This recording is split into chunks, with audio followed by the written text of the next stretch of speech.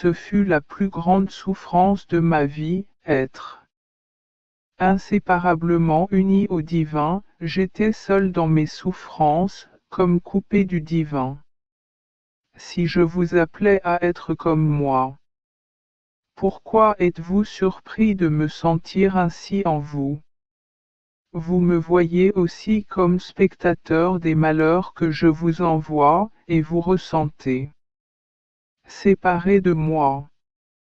Ta souffrance n'est que l'écho de ma souffrance, tout comme mon humanité n'a jamais été séparée de moi. Divinité, tu n'es jamais séparée de moi. Tu ressens simplement une séparation. Mais dans ces moments-là, plus que dans tout autre, je deviens un avec vous. Alors, soyez courageux, soyez fidèles et n'ayez pas peur. J'étais absorbé par la sainte volonté de Dieu lorsque mon doux Jésus. Il est venu et m'a dit, ma fille, tout est en équilibre, au ciel comme sur la terre. Notre volonté maintient un équilibre parfait. Partout, notre équilibre apporte ordre, autorité, accord et harmonie. Tout s'harmonise comme si tout ne faisait qu'un. L'équilibre apporte similitude. C'est pourquoi il existe un tel ordre, un tel équilibre et une telle similitude entre les trois personnes divines. Toutes les choses créées sont en harmonie, l'une soutient, renforce et vivifie l'autre. Si une créature négligeait de maintenir cette harmonie, tout s'égarerait. Et ils se sont retrouvés sur le chemin de la destruction. Seul l'homme s'est séparé de l'équilibre de notre volonté. Oh! Comme il errait! De sa position élevée, il est tombé dans l'abîme. Même après ma rédemption, la famille humaine n'est pas revenue à son état originel. Cela signifie que le pire qui puisse arriver est de se retirer. L'équilibre de notre volonté. Cela équivaut à nous précipiter dans le chaos et le désordre, dans l'océan de tous les malheurs. C'est pourquoi, ma fille, je t'ai appelée. Une manière spéciale de trouver l'équilibre dans ma volonté, afin que votre vie dans ma volonté marque le début d'un temps dans lequel tous les actes de désordre. L'humanité retrouvera son équilibre. Vous serez en parfaite harmonie avec nous et avec toute la création. Quand tout sera harmonisé, nous le sentirons en vous, comme en toute personne vivant dans notre volonté l'harmonie de l'intelligence, des paroles, des actes et des pas des créatures. Dans notre volonté, nous établirons vos actes comme les intendants de tous les actes. Chaque acte accompli conformément à notre volonté sera comme un sceau d'ordre et d'équilibre pour tous. Tu auras beaucoup à faire dans notre volonté. Tu nous apporteras toutes les victoires et toutes les harmonies de la création. Notre volonté nous fournira ce dont nous avons besoin. Les créatures doivent rétablir l'équilibre de la volonté humaine, si endommagée par le retrait de notre volonté. J'étais rempli.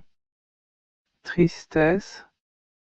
Seul mon cher Jésus sait à quel point, lui qui sonde chaque recoin de mon cœur. Dans sa compassion pour moi, il est venu me chercher. Bras, il me dit, ma fille, prends courage, je suis avec toi. De quoi as-tu peur? T'ai-je jamais déçu? Si tu détestes même, à la moindre séparation de ma volonté, je déteste encore plus ne pas être avec toi et ne pas être la vie de chacune de tes actions et de tes souffrances. Sache que ma volonté est comme l'or le plus pur.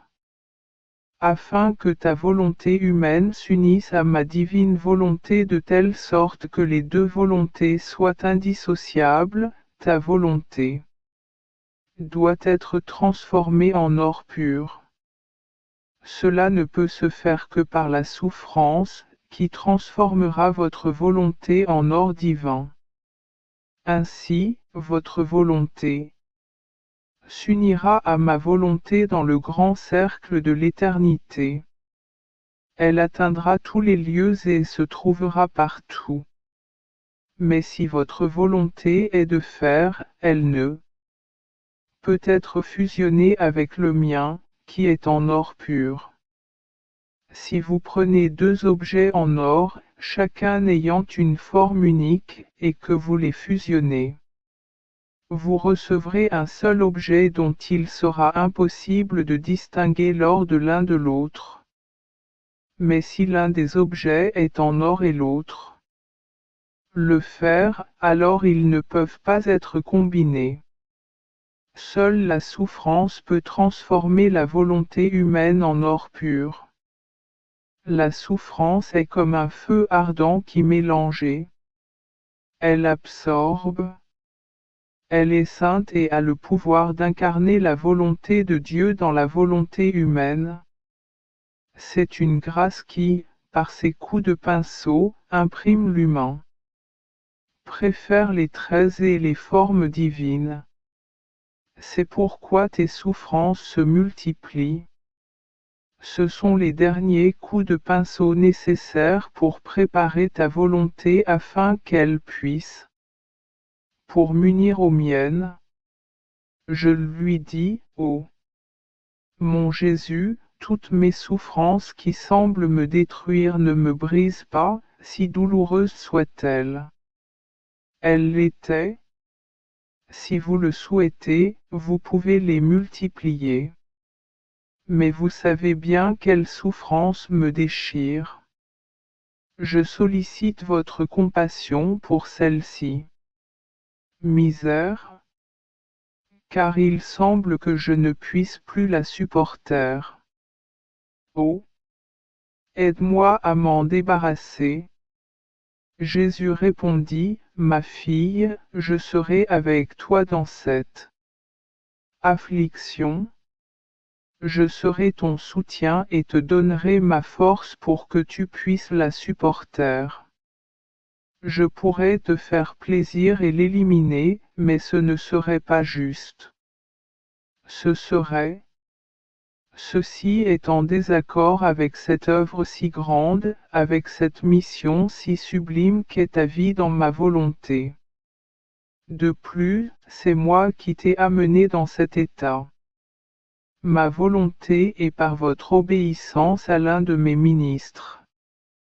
Cependant, s'il ne veut pas continuer, il peut vous libérer afin que, par l'obéissance pourrait nous permettre de parvenir à un accord avec moi.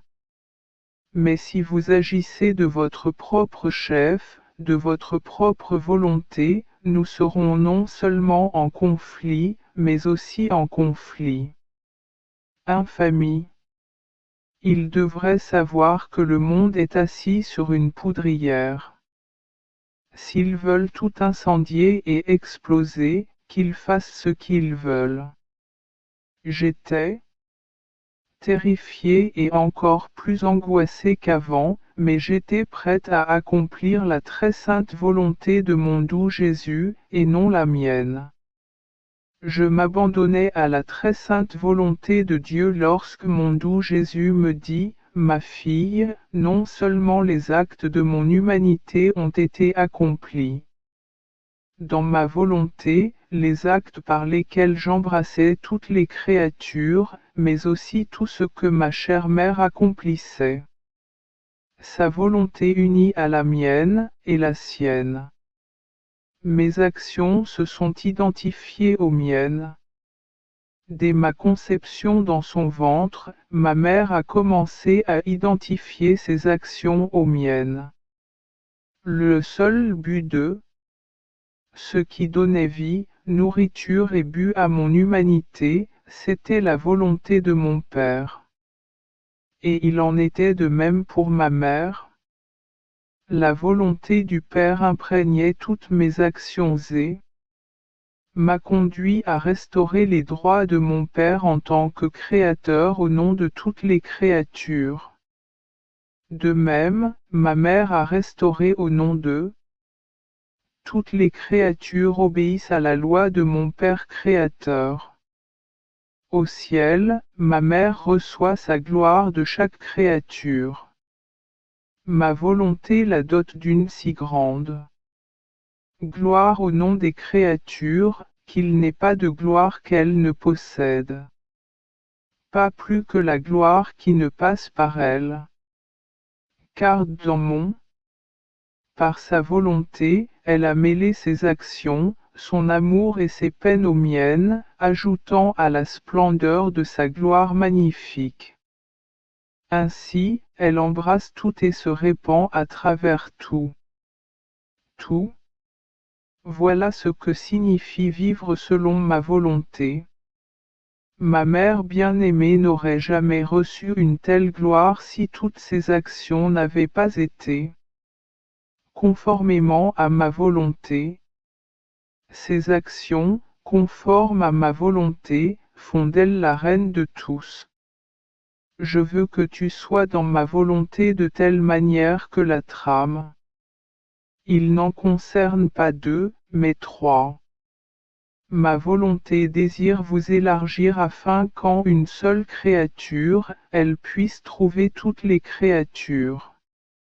Voyez-vous combien de bien te sera-t-il accordé? Combien de gloire me donneras-tu et combien de bien apporteras-tu à toutes les créatures? Quand j'étais dans mon état habituel, ma douce Jésus m'a fait souffrir et mourir, tout comme il a lui-même souffert pour la création. À en juger par la douleur causée par mes petites souffrances, j'imaginais combien sa souffrance était terrible. Il me dit, ma fille, mes souffrances sont incompréhensibles pour les hommes. Les souffrances physiques de ma passion n'étaient qu'une ombre. Mes souffrances intérieures. Mes souffrances intérieures m'ont été infligées par Dieu Tout-Puissant, pas même la plus petite particule de mon être n'a pu leur échapper. Les souffrances de ma passion m'ont été infligées par des hommes qui, privés de toute puissance et d'omniscience, étaient incapables de faire ce qu'ils voulaient. Ils voulaient, ils ne pouvaient pas pénétrer toutes mes fibres intérieures. C'est comme si ma souffrance intérieure devenait chair. Alors l'humanité a été touchée avec des épines, des clous, des fléaux, des blessures et des tortures cruelles me causant une mort constante. Ces souffrances étaient inséparables de moi. Elles constituaient ma véritable vie. Les douleurs physiques de ma passion étaient extérieures à moi. Elles étaient des épines et des clous qui on pourrait l'insérer, mais on pourrait aussi l'enlever. La simple pensée que la source de la douleur puisse être supprimée apporte un soulagement. Mais quant à ma souffrance intérieure, il n'y avait aucun espoir de les effacer. Elles étaient si grandes que je peux dire que les souffrances physiques de ma passion furent une source de soulagement, des baisers donnés. Mes souffrances intérieures, qui étaient le plus haut témoignage de mon amour, amour qui débordait pour le salut des âmes. Mes souffrances extérieures. Les souffrances étaient comme des voies invitant les âmes à entrer dans l'océan de mes souffrances intérieures, afin qu'elles comprennent le prix que j'ai payé pour leur salut. À travers mes souffrances intérieures, que je vous ai communiquées, vous comprendrez peut-être, avec une certaine douceur, l'intensité des miennes. Courage. C'est cela l'amour. Je me sens mal à l'aise. J'ai l'impression que mon corps subit constamment de nouvelles destructions. J'ai demandé à Jésus de me donner de la force. Il est venu, m'a pris dans ses bras et m'a insufflé une nouvelle vie. Mais cette vie m'a donné l'occasion de revivre la mort et de commencer une nouvelle vie. Il m'a dit, ma fille, ma volonté embrasse tout, elle accepte toutes les souffrances, tous les martyrs et tous les malheurs à travers les âges. Siècles. Mon humanité englobe donc toutes les souffrances et tous les martyrs des créatures, car ma vie n'était rien d'autre que la vie. Volonté divine. Cela était nécessaire, non seulement pour achever l'œuvre de la rédemption, mais aussi pour m'établir comme roi de toutes les souffrances et, également, dans la mesure où je pourrais être une aide et une force pour tous les martyrs. Si le martyr, la douleur et la souffrance n'étaient pas en moi, comment pourrais-je être une source de secours? Le soutien, la force et les grâces nécessaires dans les épreuves des créatures. Pour donner, il faut avoir. C'est pourquoi je vous ai souvent dit que la mission de vivre dans ma volonté est la plus grande, la plus haute et la plus sublime. Aucune autre vocation ne pourrait, même de loin, lui être comparée. L'immensité de ma volonté me conduira à la fin de tout martyr et de toute souffrance. Ma volonté est la puissance divine qui les soutient. Les âmes qui vivent dans ma volonté constituent le réservoir. Martyrs et souffrances. Elles en sont les reines. Voyez-vous ce que signifie vivre dans ma volonté? Il ne s'agit pas de souffrir un seul martyr, mais tout. Martyr, non seulement une souffrance, mais toutes les souffrances. Ma volonté doit donc être la vie de ces âmes. Sinon, qui leur donnerait la force de si grandes souffrances? Je vois qu'entendre de telles choses vous terrifie. N'ayez pas peur. Ces martyrs et ces souffrances seront accompagnés d'innombrables joies et des grâces dont ma volonté est un réservoir inépuisable. C'est vrai. Si je suis un réservoir de souffrance pour l'âme qui vit dans ma volonté, pour aider l'humanité tout entière, il est juste que je sois pour elle une source de bonheur, de joie et de grâce. Mais il y a une différence, la souffrance prendra fin. Car les choses d'ici-bas ont une fin. Aussi grande soit la souffrance, sa durée est limitée. Mais, d'en haut et divin, le bonheur est infini. Pour cette raison, ayez le courage de continuer à marcher dans ma volonté. Je continuais à penser à mes écrits, que, par obéissance, je devais publier. Une pensée m'est venue à l'esprit, à quoi servent tous ces sacrifices? Quel bien en résultera-t-il? Quand j'ai pensé ainsi, mon bon Jésus, il prit ma main dans la sienne et la serrant fort, il me dit, ma fille, tout comme les fleurs libèrent leur parfum avec plus d'intensité quand cela les touche, et il en va de même pour mes vérités. Plus nous y pensons, les lisons, les écrivons, en parlons et les partageons, plus la lumière est grande. Et le parfum qu'elle dégage, reliant ainsi la terre au ciel. Je me sens obligé de proclamer de nouvelles vérités lorsque je constate que celles qui ont déjà été révélées. Répandez leur lumière et leur parfum. Si mes vérités ne sont pas révélées, leur lumière et leur parfum resteront comme étouffés, et le bien qu'ils contiennent restera inefficace. Je ressens alors du ressentiment envers le but pour lequel je le révèle. Donc, même si c'était seulement pour me faire sentir. Si vous prenez du plaisir et expérimentez la lumière et le parfum de mes paroles, vous devriez être heureux de pouvoir faire le sacrifice qui vous est demandé. Étant dans mon état habituel, j'ai pensé à tout ce que mon cher Jésus a fait et souffert pour sauver les âmes. Il est venu et m'a dit, ma chère fille, tout ce que mon humanité a accompli quelque chose, mes prières, mes paroles, mes œuvres, mes pas et mes souffrances étaient pour l'homme. Mais qui insuffle cette volonté dans ses actes? Qui reçoit mes bénédictions? Quiconque s'approche de moi est pris, s'unissant à moi, est greffé sur mes prières et leurs fruits. Celui qui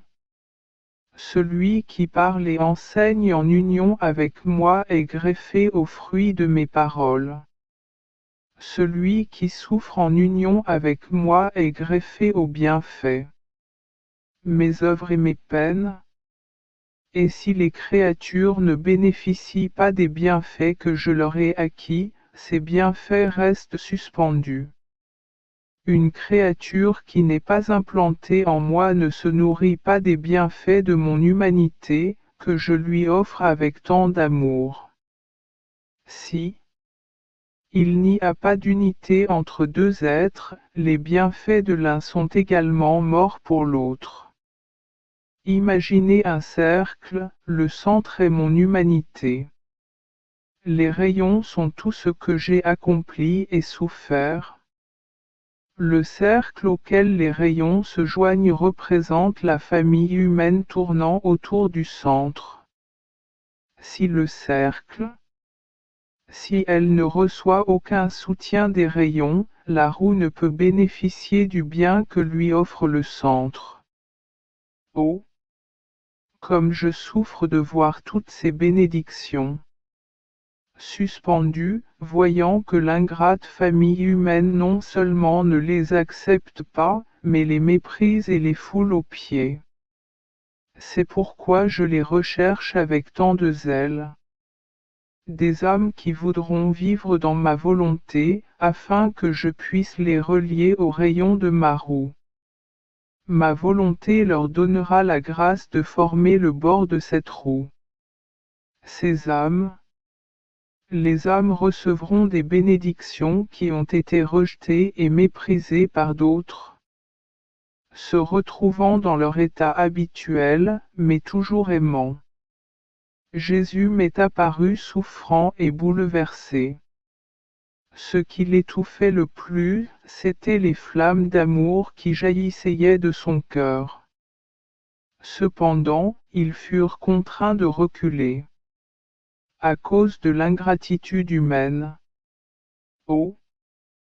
Quand son sacré cœur suffoquait et suffoquait dans ses propres flammes, il m'a demandé de le réconforter et il dit, ma fille, réconforte-moi, car je ne peux plus le supporter. Mes propres flammes me consument. Permets-moi d'élargir ton cœur afin que je puisse, pour y placer mon amour et la douleur de mon amour rejeté. Ah! La souffrance de mon amour surpasse toutes mes autres souffrances réunies. Quand il m'a parlé, a posé sa bouche sur mon cœur et a soufflé fort, si bien que j'ai senti mon cœur se dilater. Puis il l'a touché de ses mains. Comme s'il voulait l'agrandir encore davantage, il souffla de nouveau. J'ai senti mon cœur exploser, mais Jésus souffla davantage. Il le remplit complètement et il ferma les mains comme pour les sceller, de telle sorte qu'il n'y avait aucun espoir de soulagement. Il me dit, fille de mon cœur, je voulais pour sceller en toi mon amour et mes peines, afin que tu puisses expérimenter combien est terrible la douleur de l'amour réprimé, de l'amour rejeté. Ma fille, sois patient, tu souffriras encore davantage. C'est la souffrance la plus douloureuse. Mais c'est ton Jésus, ta vie, qui désire ce soulagement de ta part. Seul Jésus sait ce que je souffrais alors. Après une journée entière où j'avais cru mourir, mon doux Jésus est revenu et a voulu continuer à respirer dans mon cœur. Je lui ai dit, Jésus, je n'en peux plus, je ne peux plus m'accrocher à ce que j'ai. Pourquoi veux-tu m'en donner plus? Et lui, me prenant dans ses bras pour me donner de la force. Il m'a dit, ma fille, prends courage, laisse-moi continuer. C'est nécessaire? Si ce n'était pas nécessaire, je ne t'imposerais pas cette souffrance. Le mal? Il est devenu évident que tu dois endurer mes souffrances amères comme si je vivais à nouveau sur terre. La terre est sur le point de déverser des flammes pour punir les créatures. Certes, mon amour court les couvrir de grâce, mais, rejeté, il se transforme en feu pour les punir. L'humanité se retrouve alors entre deux feux, le feu du ciel et le feu de la terre. Le mal est si répandu que ces deux feux sont prêts à s'unir. Et la douleur qui l'expérience l'amène à se placer entre ces deux feux pour empêcher leur union. Sans cela, la pauvre humanité entière périrait. Alors, laisse-moi continuer, je serai avec toi pour te fortifier. Tout en disant cela, il continua de souffler. Et moi, incapable de me retenir plus longtemps, je lui demandai de. Il m'a tenu dans ses mains et m'a donné sa force. Puis Jésus m'a touché. Il a pris mon cœur dans ses mains et l'a serré si fort que lui seul sait ce qu'il ressentait. La douleur. Non content de cela, il me serra la gorge avec ses mains jusqu'à ce que je sente les os et les nerfs. Je me sentais étouffé. Puis, me laissant dans cet état. Position pendant quelque temps, il me dit avec une tendresse totale, courage, la génération actuelle est dans un tel état. Les passions et les vices qui la gouvernent sont si nombreux et variés que je me sens submergé. Le niveau de pourriture et de saleté a atteint un tel niveau qu'il menace de me noyer. C'est pourquoi je t'ai fait souffrir. Par suffocation, car cette souffrance est celle du dernier instant. Je me suis tourné vers toi pour demander cette réparation, car je ne peux plus. Je supporte que l'humanité suffoque dans sa malice. Mais sache que j'ai moi aussi connu cette souffrance. Quand ils m'ont crucifié, ils m'ont tellement écrasé. J'étais tellement tendu sur la croix que je sentais mes nerfs se tordre et se déchirer. Mais la douleur dans ma gorge était plus intense, et l'étirement encore plus fort, jusqu'à ce que j'avais l'impression d'étouffer. C'était le cri de l'humanité entière, submergée par ses passions, qui me serrait la gorge et m'étouffait. Cette souffrance, c'était terrifiant. L'étirement des muscles de mon cou était tel qu'il semblait les détruire, y compris ceux de ma tête, de ma bouche et de mes yeux. La tension était si intense que le moindre mouvement me causait une douleur mortelle. Parfois, je restais immobile. D'autres fois, mon corps était si tordu que je tremblais comme une feuille, à tel point que mes ennemis étaient terrifiés. Alors, prends courage. C'est ma volonté qui te donnera la force en toutes choses. J'étais dans mon Je suis revenu à mon état ordinaire et je me suis abandonné complètement à la sainte volonté de mon doux Jésus. Éprouvant le besoin de me reposer, je me suis dit, en dormant, je ne désire pas rien de plus que le vrai repos dans les bras de la volonté de mon doux Jésus. Jésus m'a dit, ma fille, élargis ton le repos pour toutes les créatures, tel un manteau qui les enveloppe, car le véritable repos ne peut être trouvé que dans notre volonté. Et parce que cette volonté englobe tout, reposant en elle, tu unis toutes les créatures et leur donnes le véritable repos. Qu'il est beau de voir l'un de nos créatures reposant dans les bras de notre volonté. Cependant, pour connaître le véritable repos, il faut commencer par abandonner toutes ses actions, toutes ses paroles. L'amour, les désirs, etc. de notre volonté. Une œuvre achevée procure du repos à son auteur. Si elle n'est pas achevée, elle nourrit la pensée de ce qui n'est pas encore. C'est accompli, ce qui trouble la paix. Le fiat de la création prévoyait que l'homme accomplirait notre volonté en tout. Notre volonté devait être vie, nourriture et couronne de la création. Et parce qu'elle n'a pas été accomplie, l'œuvre de la création n'est pas achevée. Et nous ne pouvons pas nous reposer en elle, ni elle en nous. Elle a toujours eu. Nous avons une occupation. Et nous aspirons à son accomplissement et à notre repos. C'est pourquoi je désire tant que la voie de la vie dans notre volonté soit connue. Jamais nous pourrons dire que l'œuvre de la création et de la rédemption est achevée si nous ne percevons pas tous les actes des créatures comme extension de notre volonté, qui nous procurera le repos. Voyant comment les créatures reviennent à notre volonté, nous ne manquerons pas de leur offrir un miracle. Reposez-vous, achevant ainsi l'œuvre de la création. Notre poitrine sera leur lit. Je n'ai rien fait qui ne fût initialement prévu. Que l'homme prenne possession de notre volonté, et que nous la sienne. Telle fut ma préoccupation principale dans la création et la rédemption.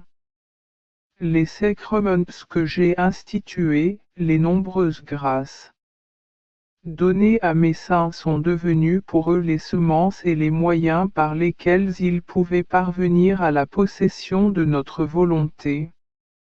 N'omettez rien de ce que je désire.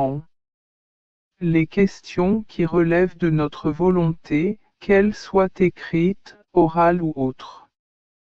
Grâce aux nombreux préparatifs qui ont précédé l'avènement du royaume de notre volonté, vous pouvez comprendre que vivre selon la divine volonté est la chose la plus grande et la plus importante, et que c'est ce qui nous intéresse le plus. Tu veux savoir dans quel sol cela a été fait? Cette graine a été semée dans mon humanité. Là, dans mes plaies, dans mon sang, cette graine est née, a germé, a grandi et attend d'être transplantée. aux êtres, afin qu'ils possèdent notre volonté, et que nous possédions la leur. Ainsi, l'œuvre de la création reviendra à son point de départ non seulement par l'humanité, mais aussi les créatures elles-mêmes. Elles seront peu nombreuses, même s'il n'y en avait qu'une. N'est-ce pas celle qui, en se coupant de notre briser et détruire nos plans, contrecarrer le but de la création? De même, une seule créature peut l'embellir et atteindre son but. Mais nos œuvres ne restent jamais isolées. Ainsi, une armée d'âmes vivra dans notre volonté. En elle, la création sera restaurée, toute belle et attrayante, tel qu'il était lorsqu'il a quitté nos mains. Sinon, nous ne serions pas aussi intéressés à diffuser la doctrine de la divine volonté. Ne passez pas à côté. Tout ce que je désire concernant notre volonté, qu'elle soit écrite, orale ou autre. Parmi les nombreux préparatifs qui ont précédé l'avènement du royaume. Notre volonté, tu comprends que vivre selon la divine volonté est la chose la plus grande et la plus importante, et que c'est ce qui nous intéresse le plus. Veux-tu savoir dans quel sol cette graine a-t-elle été semée? Dans mon humanité. Là, dans mes plaies, dans mon sang, cette graine est née, elle a germé, a grandi et veut se transplanter dans les êtres, afin qu'ils possèdent notre volonté, et nous la leur. Ainsi, l'œuvre de la création reviendra à son point de départ non seulement par mon humanité, mais aussi par les créatures elles-mêmes. Elles seront peu nombreuses, même s'il n'y en avait qu'une. N'est-ce pas elle qui, coupant de notre volonté, briser et détruire nos plans, contrecarrer le but de la création? De même, une seule créature peut l'embellir et atteindre son but. Mais nos œuvres ne restent jamais isolées. Ainsi, une armée d'âmes vivra dans notre volonté. En elle, la création sera restaurée, toute belle et attrayant, tel qu'il était à sa sortie. Sinon, nous ne serions pas aussi intéressés à diffuser la doctrine de la divine volonté. Je n'omettrai rien de ce que je désire concernant notre testament, que ce soit par écrit, oralement ou sous toute autre forme. Des nombreux préparatifs qui ont précédé la venue. Royaume de notre volonté, vous pouvez comprendre que vivre selon la divine volonté est la chose la plus grande et la plus importante, et que c'est ce qui nous intéresse le plus. Vous voulez savoir dans quel sol cette graine a été semée? Dans mon humanité. Là, dans mes plaies, dans mon sang, cette graine est née, a germé, grandi et veut se transplanter dans les êtres afin qu'ils possèdent notre volonté et nous la leur. Ainsi, l'œuvre de la création reviendra à son point de départ. Sortie non seulement par mon humanité, mais aussi par les créatures elles-mêmes. Elles seront peu nombreuses, même s'il n'y en avait qu'une. N'est-ce pas? Celle qui, en se coupant de notre volonté, a brisé et détruit nos plans, contrarié le but de la création. De même, une seule créature peut l'embellir et atteindre leur but. Mais nos œuvres ne restent jamais isolées. Ainsi, une armée d'âmes vivra dans notre volonté. En elle, la création sera restaurée, tout beau et attrayant, tel qu'il était à sa sortie de nos mains. Sinon, nous ne serions pas si intéressés à le diffuser. Enseignement sur la volonté de Dieu. Étant dans mon état habituel, je méditais sur les heures de la passion de mon cher Jésus, en particulier le moment où il se tenait devant Pilate, qui l'interrogeait sur son royaume. Jésus me dit, ma fille, c'était la première fois de ma vie terrestre que je me trouvais confronté à un non-juif. Il m'a interrogé sur mon royaume, et j'ai répondu, mon royaume n'est pas de ce monde. S'il était de ce monde, des légions d'anges me défendraient. Par ces mots, j'ai ouvert mon royaume aux nations et leur ai donné ma doctrine céleste. Cela est si vrai que Pilate. Il m'a dit, alors, tu es roi. J'ai immédiatement répondu, oui, je suis roi. Et je suis venu dans ce monde pour révéler la vérité. Par ces mots, je voulais ouvrir un chemin dans son esprit pour qu'il puisse me connaître. Ému par ma réponse, il demanda, qu'est-ce que la vérité? Mais il n'a pas attendu ma réponse et par conséquent je n'ai pas pu lui faire bénéficier de mon explication. Je lui aurais dit, je suis la vérité, tout ce qui est en moi. Pour moi, c'est la vérité. La vérité, c'est ma patience face à tant d'insultes. C'est mon regard bienveillant face à tant de moqueries, de calomnies et de mépris. Ceci, mon attitude amicale et bienveillante envers ces ennemis que j'aime, même s'ils me haïssent. Même s'ils veulent me tuer, je les aime, je les veux. Embrasse-les et donne leur vie. Mes paroles solennelles, pleines de sagesse céleste, sont vérité. Tout en moi est vérité. Cette vérité est plus que soleil levant majestueux, magnifique et lumineux. Elle fait honte à ses ennemis. Elle les fait tomber à ses pieds. Pilate m'a demandé sincèrement, et je lui ai répondu immédiatement.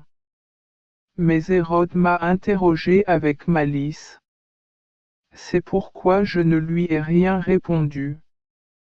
Je me révèle à ceux qui désirent sincèrement apprendre des choses sacrées. Je leur révèle plus qu'ils n'espèrent savoir. D'un autre côté, je me cache des curieux et méchants. Quand ils essaient de se moquer de moi, je les cache et les embarrasse. C'est donc moi qui me moque d'eux. Néanmoins, parce que l'homme est habité par la vérité, elle s'est aussi révélée à Hérode, mon silence devant son interrogatoire hostile, mon humble regard. Mon attitude pleine de bonté, la dignité et la noblesse de ma personne étaient pour lui autant de vérités, des vérités en action. Alors je le suivis. Mon doux Jésus. Mais il était si bouleversé et souffrant que j'ai été touché de compassion. Je lui ai dit, dis-moi, mon amour, que s'est-il passé? Que se passe-t-il? Pourquoi souffres-tu tant? Jésus ajouta, ma fille, je souffre la grande douleur de ma volonté. Mon humanité a souffert. Elle a eu sa croix. Mais la vie de mon humanité sur terre fut brève. Au contraire, la vie de ma volonté est longue parmi les créatures. Elle dure déjà 6000 ans et continuera. Continuez. Et savez-vous quelle est sa croix constante? La volonté humaine. Tout acte de volonté humaine contre la volonté de Dieu. tout acte de ma volonté, qui l'âme n'accepte pas, c'est une croix faite pour ma volonté éternelle. C'est pourquoi ces croix sont innombrables. Si vous regardez toute la création, vous verrez qu'il est rempli de croix façonnées par la volonté humaine. Regardez le soleil. Ma divine volonté apporte sa lumière aux créatures. Elle l'accepte. Lumière sans se rendre compte de qui la leur apporte. Ma volonté reçoit autant de croix au soleil qu'il y a de créatures qui ne reconnaissent pas ma volonté dans sa lumière. Ces êtres, profitant de cette lumière, l'utilisent pour offenser la volonté divine qui les éclaire. Oh! Qu'il est difficile et douloureux de faire le bien sans être apprécié. Le vent est plein de croix. Chacun de ces soufflets est un bienfait pour les créatures. Elles acceptent et aiment cette bonté, mais ne la reconnaissent pas. Celui qui les caresse dans le vent rafraîchit et purifie l'air pour eux. Amojiawa le sent les clous s'enfoncer à chaque rafale de vent. L'ingratitude et les croix se forment. L'eau, la mer et la terre sont pleines de croix façonnées par la volonté humaine.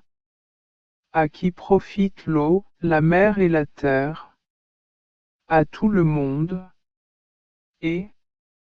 Mais ma volonté, qui soutient tout et est la vie de toutes les choses créées, n'est pas reconnue et reste isolée dans ses. J'ai créé les choses pour n'accepter que les croix de l'ingratitude humaine.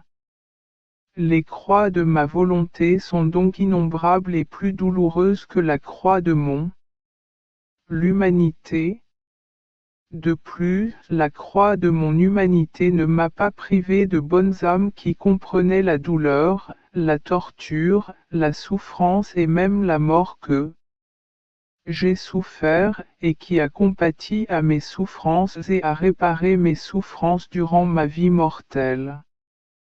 Les croix de mon divin fiat sont, au contraire, des croix inconnues. Il n'y a donc ni compassion ni réparation pour elles. Ainsi, la souffrance ressentie par ma divine volonté. Dans toute la création, il en est ainsi, tantôt la terre, tantôt la mer, tantôt le vent, éclatent de douleur. Dans cette souffrance, ma divine volonté se déverse par des fléaux. Destruction. C'est l'immense douleur de la volonté divine qui, incapable d'aller plus loin, frappe ceux qui ne la reconnaissent pas. C'est pourquoi je vous appelle si souvent. Parcourir toute la création, afin que vous sachiez tout ce que ma volonté fait en elle, les souffrances et les croix qu'elle reçoit des créatures, afin que vous puissiez reconnaître ma volonté dans chaque chose créée, afin que vous l'aimiez, l'adoriez et la remerciez, et que vous en soyez les premiers restaurateurs et consolateurs, afin. Sainte volonté. Seul celui qui vit dans ma volonté peut pénétrer ses actions et connaître ses souffrances, et par son propre pouvoir devenir un défenseur et le consolateur de ma volonté, qui, depuis tant de siècles, vit isolé et crucifié au milieu de la famille humaine. Tandis que Jésus disait cela, je contemplais la création. Et je vis qu'il était si rempli de croix qu'il était impossible de les compter. Tandis que la divine volonté puisait ses actes en elle-même pour les communiquer aux créatures, la volonté. L'humanité a sorti sa croix pour crucifier ses actes divins. Quelle souffrance! Quelle souffrance! Mon bien-aimé Jésus a ajouté, ma fille, mon Éternel. Le fiat agit continuellement sur les créatures depuis qu'il a créé toute la création. Cependant, comme les créatures n'étaient pas soumises à ma volonté, ces actes n'ont pas eu lieu. Furent acceptés et restèrent donc suspendus par toute la création à ma divine volonté. Quand je suis venu sur terre, ma première préoccupation était reprendre en moi l'acte continu de mon fiat éternel qui restait suspendu en lui-même parce qu'il était incapable de prendre sa place dans création. Mon humanité, unie au Verbe, devait d'abord donner lieu à cet acte continu et le réparer. Telle, c'était ma passion inconnue, plus longue et plus douloureuse. Et puis j'ai entrepris la rédemption. Le premier acte de la création est la volonté. Tous les autres, les actes, bons ou mauvais, passent au second plan. C'est pourquoi j'ai dû placer en moi, en toute sécurité, tous les actes de ma volonté divine et m'enfoncer dans la bassesse de l'humain. Agis pour unir la volonté humaine à la volonté divine, afin que ma volonté, voyant ces actes rassemblés en toute sécurité, puisse faire la paix avec les créatures. Je vous invite à reprendre en vous ces actes rejetés par mes créatures. Car ma volonté poursuit son action constante et ne trouve pas. Personne ne l'accepterait, personne ne le voudrait, personne ne le connaîtrait. Soyez donc vigilants, coopérez et souffrez avec moi pour le triomphe de mon royaume. Divine volonté. J'ai parcouru toute la création en demandant le royaume du Fiat suprême en toutes choses créées. Mon bien-aimé Jésus, se manifestant en il m'a dit, ma fille, toutes les choses créées sont permanentes en Dieu. Quand tu demandes le royaume de ma divine volonté en chacune d'elles, les choses bougent en Dieu et réclament mon royaume. Chacune d'elles suscite une vague de sa application, un mouvement constant qui demande ce que vous désirez. Les choses créées sont rien d'autre que des actes issus de ma divine volonté, qui assigne à chacun une fonction. Demandant mon royaume en toutes choses créées, tu mets en mouvement autour de l'être divin toutes les œuvres des actes de ma volonté suprême, et tu nous fais demander le royaume de notre volonté par notre bonté, par de notre puissance, de notre justice, de notre amour, de notre miséricorde et de notre sagesse.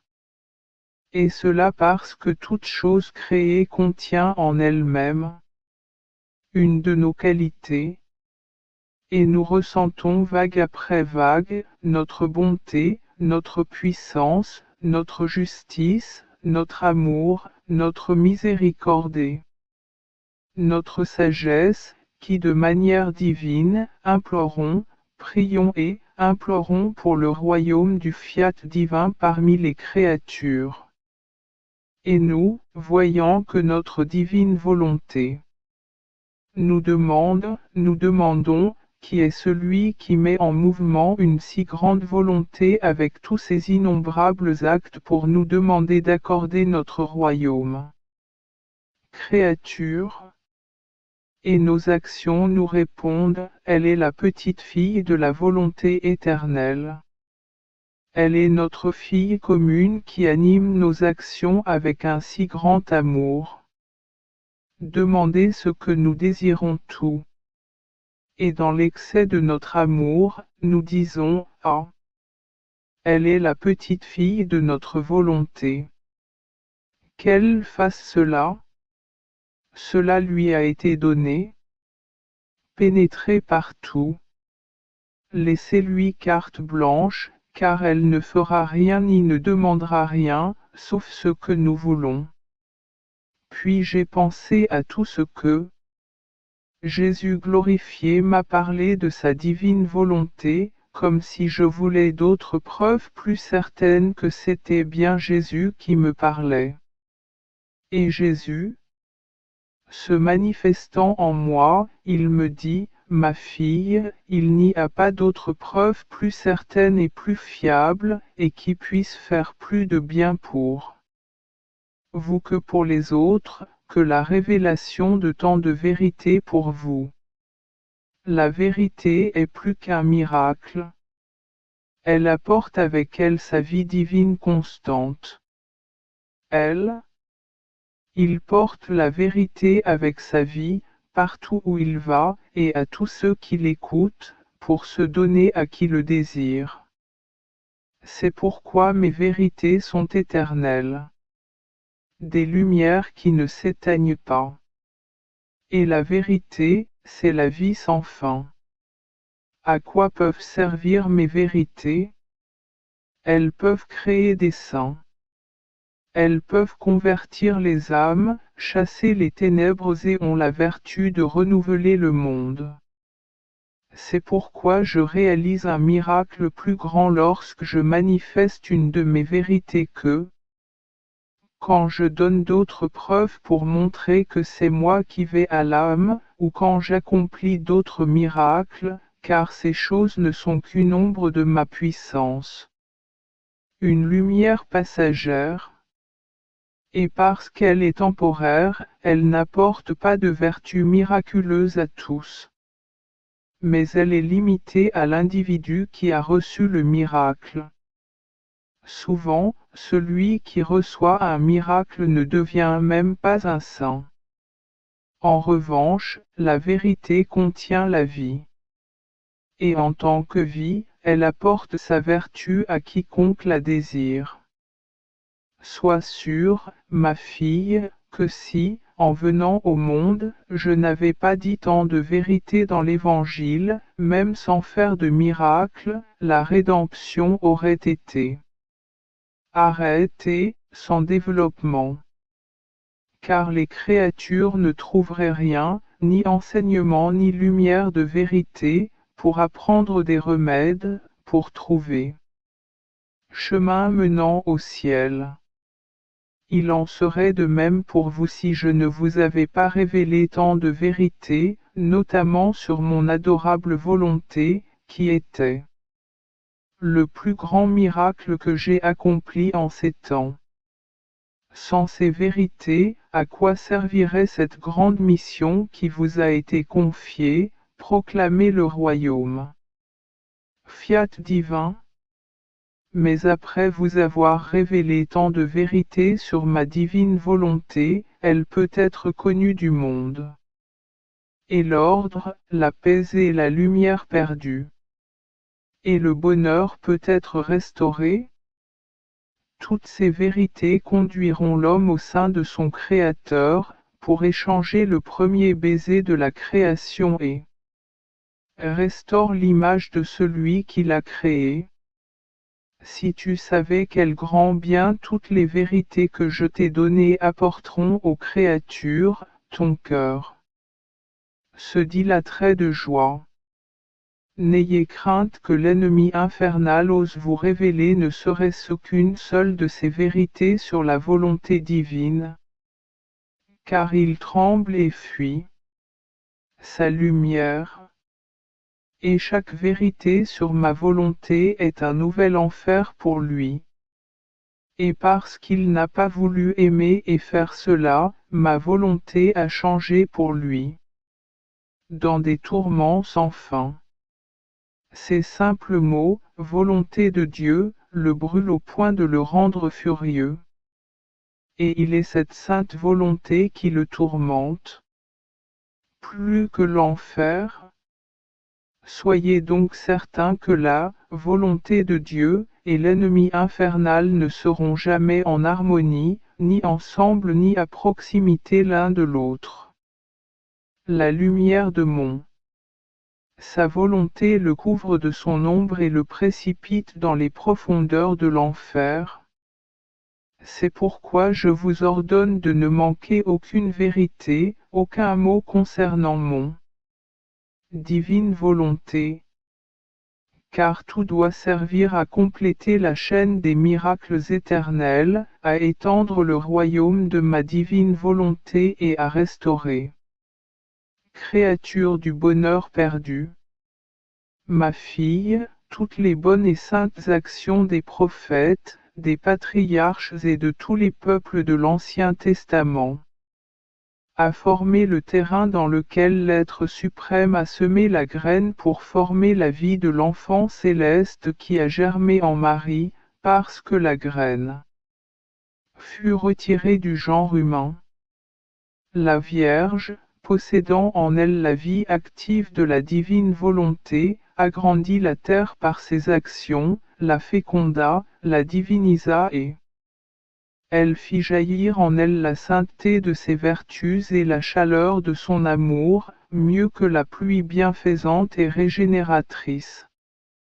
Et répandit la lumière du divin. La volonté qu'elle tenait pour sienne prépara le terrain pour la germination du Sauveur céleste. Et notre divinité ouvrit le ciel pour envoyer le juste, le saint, le Verbe de cette semence. C'est ainsi que ma vie divine et humaine a été formée pour la rédemption du genre humain. Vous voyez que, dans toutes nos œuvres visant le bien des créatures, nous voulons trouver un soutien, un lieu, un terrain sur lequel placer notre travail et notre bien. Que nous voulons donner aux créatures. Sinon, où le placerions-nous? Dans l'air? Sans l'existence d'au moins une âme pour le savoir. Elle nous a connus et nous a attirés par ses actions, créant un petit pays. Et sans un semeur céleste pour s'aimer le bien que nous voulons donner. Si, de part et d'autre. Page créateur et création, nous n'avons pas travaillé ensemble, la création qui se prépare par de petits actes à recevoir, et Dieu qui donne. Ce serait comme si nous ne faisions rien et ne souhaitions rien pour la création. Ainsi, les actes de création préparent le terrain pour le semeur divin. Si nous ne le faisons pas, il n'y a pas de terre, ni d'espoir de s'aimer quoi que ce soit. Personne ne plantera à moins d'avoir un petit lopin de terre. Et Dieu, moins que n'importe qui d'autre, le semeur céleste, sèmera les graines de ses vérités, les fruits de ses œuvres, s'il ne trouve pas la moindre parcelle de terre dans la création. Pour commencer, la déité souhaite d'abord parvenir à un accord avec l'âme.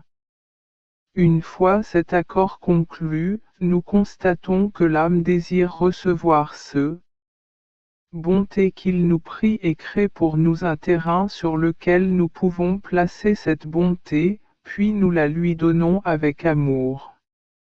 Sinon, nous la mettrions en danger. Je mettais notre créativité en danger. Je suivais la volonté de Dieu, et mon pauvre esprit était occupé par tout ce que mon doux Jésus me disait. Du royaume du fiat divin. Dans mon ignorance, je me disais, oh, comme il est difficile de le réaliser, de le faire régner et de le faire triompher sur terre. Mais, mon doux Jésus m'a dit, ma fille, la rédemption est due à la fidélité de la Reine Vierge. Oh! Si je n'avais pas rencontré cet être sublime qui, elle ne m'a rien refusé, elle n'a reculé devant aucun sacrifice, si ce n'était sa détermination à demander la rédemption sans hésitation, son infatigable. Sa fidélité, son amour ardent et incessant, sa constance envers le Créateur, quoi qu'il arrive, que ce soit de Dieu ou des créatures. Lien qu'elle a créé entre le ciel et la terre, la domination qu'elle a acquise, son pouvoir sur le Créateur était tel qu'elle est devenue digne d'apporter la parole de Dieu à cause de sa fidélité ininterrompue et parce que notre divine volonté régnait dans son cœur virginal, nous n'avions aucune force pour lui résister.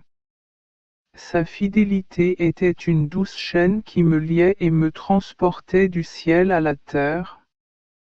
Ainsi, ce que les êtres n'ont pas obtenu depuis des siècles, ils l'obtiennent. Grâce à la souveraine reine. Ah!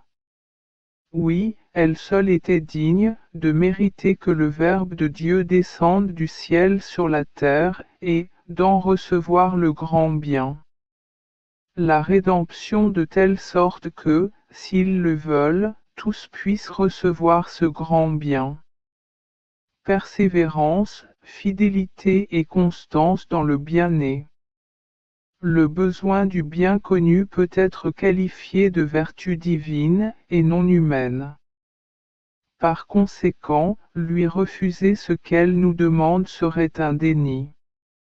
Nous-mêmes, il en va de même dans le royaume de la divine volonté. Nous désirons trouver une âme fidèle en qui nous puissions agir et qui, par la douce chaîne de la fidélité, nous liera de toutes parts, de telle sorte que notre être divin ne trouvera aucune raison de ne pas lui donner ce qu'il demande. Nous voulons trouver notre constance, qui sera un soutien indispensable pour enfermer dans l'âme le grand bien qu'elle désire.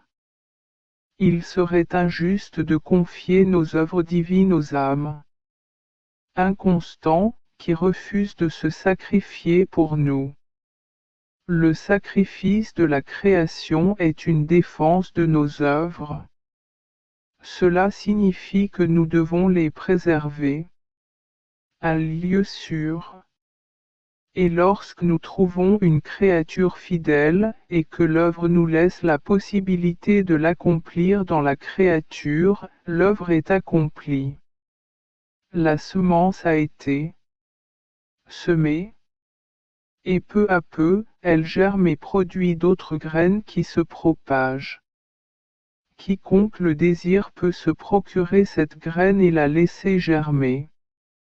De leur âme, je pensais à ces gens qui, lisant ces œuvres, non seulement sont incapables de saisir ces vérités, mais semblent les considérer comme des vérités auxquelles il ne faut pas leur accorder d'importance. Cela m'a profondément perturbé. Pour moi, ces vérités sont comme des soleils, tout plus beaux les uns que les autres, capables d'illuminer le monde entier. Pour d'autres, c'est l'inverse. Il semble que pour eux, ces vérités ne parviennent même pas à réchauffer le monde ni à l'éclairer. J'y ai réfléchi. Quand mon Jésus bien-aimé m'a dit, ma fille, tout ici-bas, tant dans l'ordre naturel que dans l'ordre surnaturel, est voilé. C'est seulement au ciel qu'elle se révèle, car dans la patrie céleste, il n'y a pas de voile. Les choses sont vues telles qu'elles sont. C'est pourquoi, là-haut, l'intellect. Il n'y a pas besoin de faire d'efforts pour les comprendre, car les choses apparaissent telles qu'elles sont. Et s'il y a du travail dans ce lieu heureux, alors s'il est possible de le faire. En réalité, on peut appeler cela du travail, mais plutôt être heureux et profiter des choses que l'on voit ouvertement. Ce n'est pas le cas ici. Car la nature humaine est faite de corps et esprit, le voile de la chair empêche l'âme de voir mes vérités. Les sacrements et tout le reste sont voilés. Moi-même, le Verbe du Père, j'avais un voile. De mon humanité, toutes mes paroles et mon évangile ont pris la forme d'exemples et d'images. Tous ceux qui venaient me prier, ils m'écoutaient avec foi, humilité et désir de connaître les vérités que je leur révélais pour les mettre en pratique. Ils me comprenaient. Alors ils se séparèrent. Le voile qui cachait ma vérité. Avec foi et humilité, ils ont vu le bien dans mes actions. Leur désir de connaître ma vérité était leur œuvre. Et grâce à cette œuvre, ils ont déchiré le voile et ont trouvé mes vérités telles qu'elles sont en elles-mêmes. Ils sont donc restés attachés à moi et à la bonté contenue dans mes vérités. D'autres, non. Ils n'ont pas accompli cette œuvre. Ils ont touché le voile de mes vérités, mais pas le fruit qu'elles contenaient. Ils en ont donc été privés et n'ont rien compris. Ils se sont détournés de moi et m'ont abandonné. Telles sont les vérités que j'ai manifestées avec tant d'amour concernant ma volonté divine.